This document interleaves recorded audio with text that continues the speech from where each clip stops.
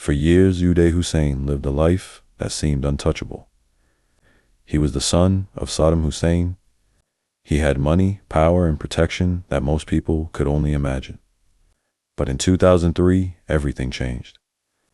The United States invaded Iraq, and Saddam Hussein's government collapsed.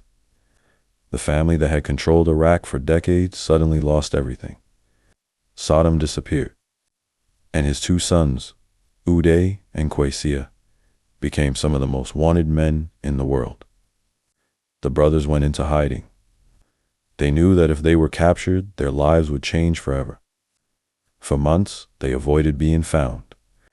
But eventually, American forces received information that led them to a house in Mosul, Iraq. Inside the building were Uday Hussein, his younger brother Qusay, and others connected to them. On July 22, 2003, American soldiers surrounded the location.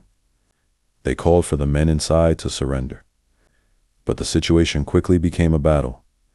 Gunfire broke out between the people inside the house and American forces outside. The fight lasted for several hours. American forces used heavy weapons as they tried to enter the building. When the battle was finally over, Uday and Qusay Hussein were dead. The two brothers, who once lived surrounded by power, were gone. Their deaths marked the end of one of the most powerful families in modern Iraq. Afterward, American officials released images confirming their deaths, because many people questioned whether the brothers were actually gone. The fall of Uday Hussein became a symbol of how quickly power can disappear. For years, he lived as someone who seemed impossible to challenge. But when his father's government fell, he had nowhere left to hide.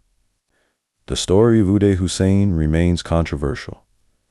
Some people remember him as a symbol of the cruelty and fear connected to Saddam Hussein's rule. Others argue that some stories about him became exaggerated over time. But what is clear is that his position gave him enormous influence, and his actions left a lasting impact on many people who lived through that period. His life is an example of what can happen when someone is born into unlimited power with very few people willing to say no.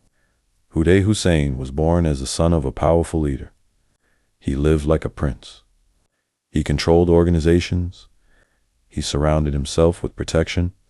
But in the end, none of that could save him from the collapse of his family's rule.